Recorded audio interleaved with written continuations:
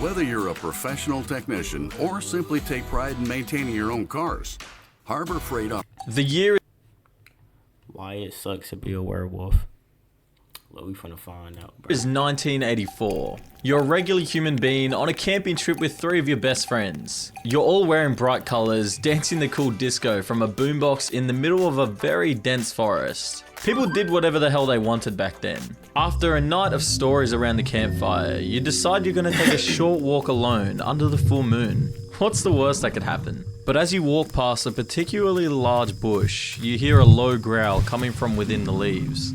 You decide to investigate, but as you get closer, a huge beast lunges out from the shadows, tearing into your flesh with its massive claws. This wolf is enormous, far bigger than any creature you've ever seen before. Despite your screams, help arrives too late, and the wolf has already run off into the forest before. At first it seems like you'll be okay, but unfortunately for you, that was no normal wolf. And you don't know it yet, but your life as a regular human being has just ended. The curse of the werewolf begins with blood and pain. The doctors in the hospital try everything, but no matter what they do, nothing seems to help the wound heal. It's excruciating, and it feels like your blood is on fire. You have dreams about moons and dogs, which you put down to trauma, but it's much more Ain't gonna lie, bro, I did not know all of this was like the whole process. That did not make sense to me. than that. Your journey to becoming a werewolf has begun. Over the following days, the infection travels through your bloodstream and you experience what seems like a severe flu. You've got a fever, chills, muscle aches, and vivid nightmares of blood red moons and wolves howling in the dark forest. Gradually, your fever becomes incredibly high and your skin is almost too hot to touch. Yeah, that ain't gonna lie, that part sound right. Traditional werewolf lore explains this as your body fighting the curse, a battle it ultimately loses. After a week in the hospital, in a feverish, half asleep, half awake dream state, you wake up feeling perfectly fine, maybe even better than before. Your mind is clear, you feel agile and full of energy, and somehow the bite wound has completely disappeared. The doctors are stumped at how it could have vanished so quickly. They run tests and find nothing. You're even healthier than you were when you first arrived at the hospital. That night, while you're looking through some of the hospital paperwork at home, you accidentally give yourself a paper cut. But by the time you reach for a bandage, the wound has already healed. If you didn't know it already, you do now. Things have changed. Moments after, you start to feel all the other changes, like your sharpened senses, which are so strong that they feel like your head is about to explode. The scent of food being cooked from your neighbor's house half a mile away hits you like you're right there standing in their kitchen. You can hear conversations through walls, heartbeats across rooms, and the skittering of mice in the attic. Bright lights become painful, and sounds like high-pitched noises or crying babies cause actual physical pain. Okay, so we know you're gonna watch this demo at double speed. All software engineers do. Buckle up, we're keeping it quick. Here are 5. These enhanced sensors, which will eventually become advantages, initially isolate you from normal human interaction as you struggle to process the sensory overload. Your appetite changes drastically. Bro, I ain't gonna lie, I did not know that they were sensitive to the sunlight. I thought it was just a vampire.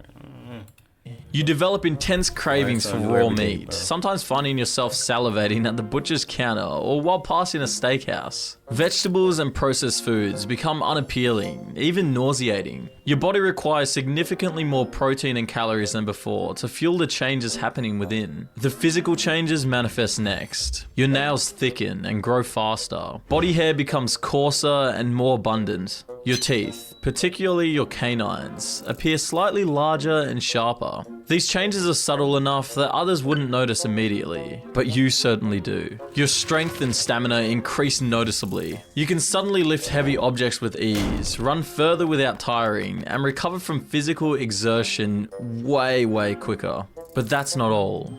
Your emotions change too. You find yourself quicker to anger, more territorial about your personal space, and strangely drawn to establish dominance in social situations. Some werewolf lore attributes this to the wolf mind beginning to assert itself within your human consciousness. The wolf doesn't understand social niceties or complex human relationships. It only understands pack hierarchy, territory, and threat assessment. These new instincts clash with your regular human socialization, creating an internal conflict that brings mood swings, irritability, and some occasional aggression. You grow isolated from friends and family as you turn into a person they don't recognize anymore. Your boys from the camping trip earlier, they don't really want to hang out with you. They think you're kind of a dick. But all of these changes pale in comparison to what happens during your first full moon. In the days leading up to it, your symptoms intensify. Sleep becomes nearly impossible as restlessness and anxiety build. Your joints ache constantly as bones prepare to reshape themselves. Your skin feels too tight, itching from within. Then, the night finally arrives, and it's one of the worst moments of your life. The first transformation is agonizing. Unlike the quick, almost magical transformations you see in movies, a real werewolf transformation is a horrific process of bones breaking and reforming, muscles tearing and rebuilding, and skin do y'all really think this is real though? Like, I don't know, bro. It might be one of y'all out there. I don't know. Stretching to accommodate your new form. The pain is so extreme that many werewolves lose consciousness almost immediately and wake up naked and alone in the middle of nowhere, none the wiser about what they did when they were in their wolf form. Lycanthropy, which is the condition that causes someone to become a werewolf, can cause vastly different forms of werewolves depending on the strain of the curse, the werewolf who passed it on, or even what part of the world you're in. Some werewolves look just like a normal wolf, but absolutely massive and with keen intelligence. Others become bipedal wolf-human hybrids, able to stand upright but also move on all fours with tremendous speed. Luckily for you, you're one of those bipedal wolves, which seems like the best of both worlds. Not that you remember it the first time. In the beginning, almost no human consciousness remains while you're in wolf form. You pretty much just black out. The quote-unquote wolf mind takes over, and it operates on primal instincts and drives. Things like controlling your territory, hunting, and survival become your only concerns. As I said, newly turned werewolves have basically no memory of their actions during the full moon. You might wake up miles from where your transformation began, sometimes covered in blood with no idea whether it's from an animal or a human victim. You only get brief fragments of memory that seem so distant and hard to read that you're sure it was just tiny snippets from a dream. This loss of both your control and your memory is potentially the most psychologically devastating aspect of lycanthropy. You never know what you might have done while you're not yourself. When you're in human form, Suit up, pilot. Mecha Break is live. Now on PC with Google I Play keep getting Games. hit with ads, Join our bro. you find it safer to just assume that you've done something horrible and prepare for the worst. You're constantly waiting for a knock on the door from the police. Or worse, some kind of werewolf hunter or angry mob, and your life will be over. However, all is not lost. Eventually, the more experienced werewolves in your area notice prey going missing, and they track you back to your house as the source of it. Instead of just eliminating you, they offer to teach you the tricks of the trade to tame the wolf mind. That part of you that's in control when you transform. You see, unlike vampires, werewolves are inherently social creatures. Belonging to a pack is one of the most important part of your wolf desires, which is probably why you felt so empty up until now. With their teaching and enough time and experience, you'll not only be able to remember what you did when you were a wolf, but maybe even control it. Still, as your training begins with meditation, journaling, and drinking 100 different herbal remedies to try and train your mind, the lunar cycle still dominates everything about your existence. As the full moon approaches, your symptoms intensify day after day, peaking at the full moon itself when transformation becomes unavoidable. Your werewolf friends claim that particularly old or powerful werewolves can transform at will, regardless of the moon's phase. But even they can't resist the pull of the full moon. Your entire life reorganizes around this monthly cycle, scheduling work, social engagements, and travel to accommodate your condition. Finding safe places to transform becomes a constant concern. You need somewhere isolated, secure, and with enough space for the wolf to roam without encountering humans. Some werewolves invest in remote cabins or reinforced basement chambers. Others seek out deep wilderness areas, traveling far from civilization before the moon rises. Some even try tying each other to trees in the forest with chains, but that rarely works. The risk of discovery is constant.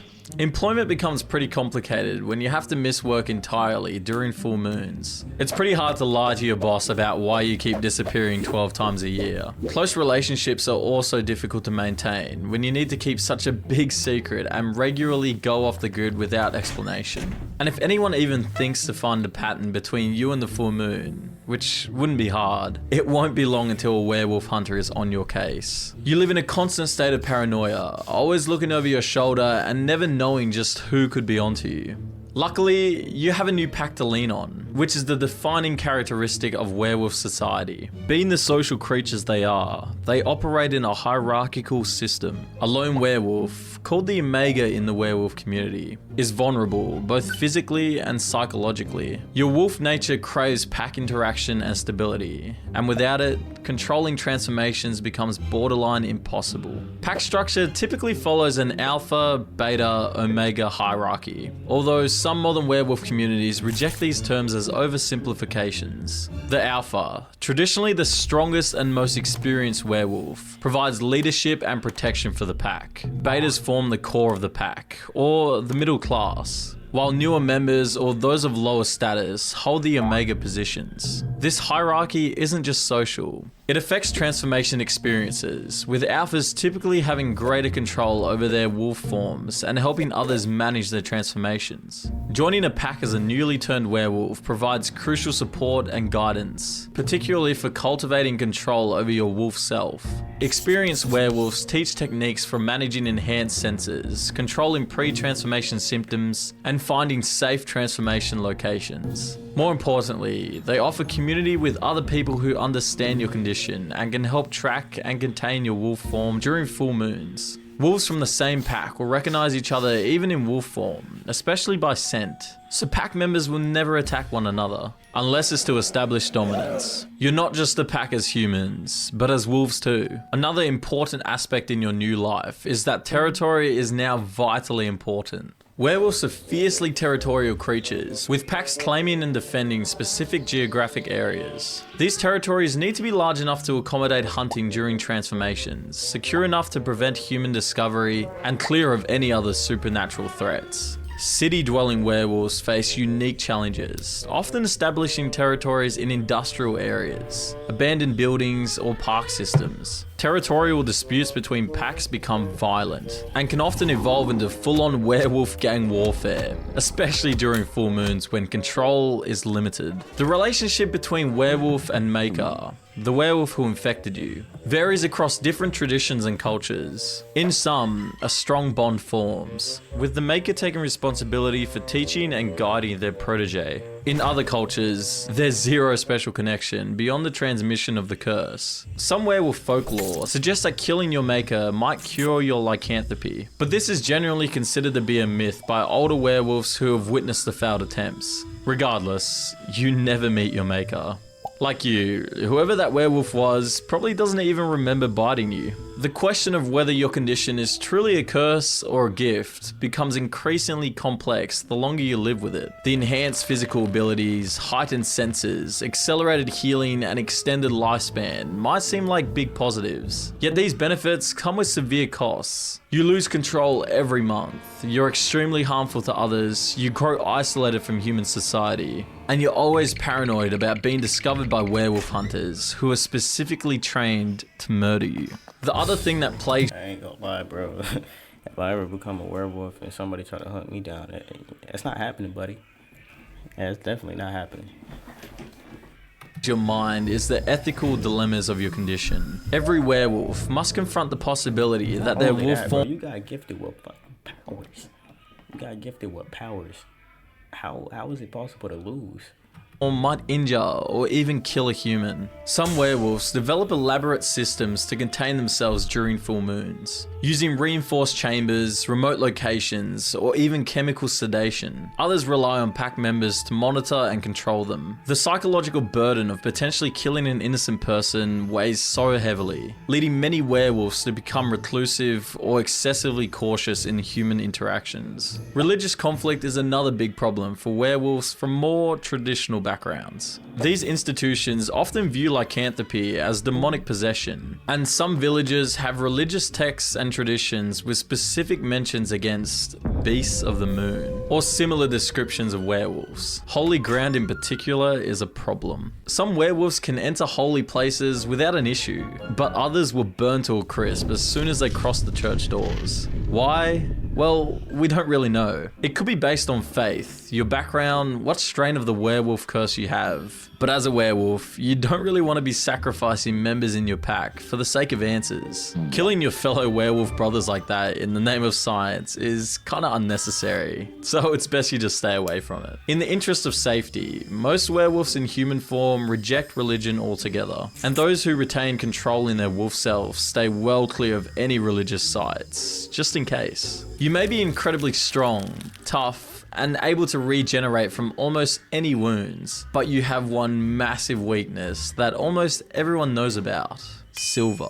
Contact with silver causes immediate pain and prevents your werewolf healing abilities from functioning. Silver weapons can cause permanent injury or death to werewolves, making them the preferred tools of werewolf hunters. Modern werewolves develop silver allergies in their human form as well, manifesting as rashes or burns from jewelry, knives and forks, or other common items. Werewolf hunters will use this to their advantage, trying to make suspected humans touch silver to see how they react, and loading their guns with silver bullets so they can finish the job. Wolfsbane is also a weakness, but potentially a treatment too. You've heard of werewolves who can temporarily suppress transformation when prepared in specific ways, but with toxic side effects. Other werewolves claim that prolonged exposure to wolfsbane weakens werewolves or reveals their true nature. Some even say that certain preparations of wolfsbane can help newly turned werewolves maintain some consciousness during transformation, though at significant risk. Again, given the risk, it's kinda hard for the pack to get enough werewolves together who'd be willing to partake in some kind of scientific study on this. But after biting the bullet and giving wolfsbane a go for yourself, you found it made you incredibly weak and you were unable to move from your bed for the last 7 days. So you come to the conclusion that it probably depends on the werewolf. Even though it's the most famous, the full moon isn't the only celestial event affecting werewolves. Lunar eclipses, blue moons, and moon phases occurring during solstices or equinoxes can all produce unique effects. The lunar eclipse often causes a violent and uncontrollable wolf form that even the best containment cells can't stop.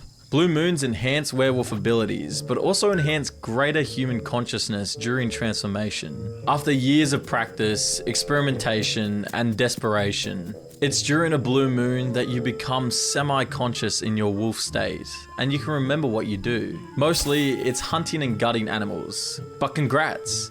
Something worked, and hopefully one day you'll be able to control your wolf self fully. The aging process for werewolves differs dramatically from humans. Physical prime extends for decades, with werewolves maintaining peak condition well into what would be considered old age for humans. The exact lifespan varies, with some werewolves only living slightly longer than humans, while others claim to have been around for. Imagine being able to build anything, for any reason, in any style, at any centuries. This extended lifespan creates its own challenges. You watch as what few human friends and family you have age and die, while you remain physically unchanged, needing to relocate periodically to avoid any questions about your lack of aging. If you don't manage to change your identity, it makes it incredibly easy for werewolf hunters to label a 120-year-old ripped dude living in the forest a werewolf. So mastering multiple identities and remembering details about your life is crucial. As you age, your relationship with the wolf changes. You're not sure whether it's the countless experiments you've run or just age and time, but the wolf mind becomes less foreign and frightening over time. It's more a part of your identity now than an invading force. You begin to exert control over your transformed self for a couple of minutes, then hours, then sometimes a whole night. As far as you can tell, the only way to gain control is to not fight the wolf, but accept it for what it is. As you become an expert in controlling the wolf mind, and now an elder in the werewolf pack, the question of a cure returns. In the early days, you had to come to terms with the fact that there is no cure. But every day, exciting new research and experiments suggest that someday, reversing the condition might be possible. You heard about one werewolf who killed their maker, which reversed the curse. Others have claimed that specific magical rituals performed under certain moon phases can remove lycanthropy. More modern science-based werewolves explore scientific approaches like gene therapy to limited success. Whether being a werewolf is a curse or something that needs to be cured is a big point of contention in werewolf communities. You know yourself that the easiest way to control the wolf mind is to simply accept it and not resist, but the dilemma is a very touchy subject in the community. Entire packs of werewolves form based on where they fall on this ethical question, with some even waging battles over the ideological split.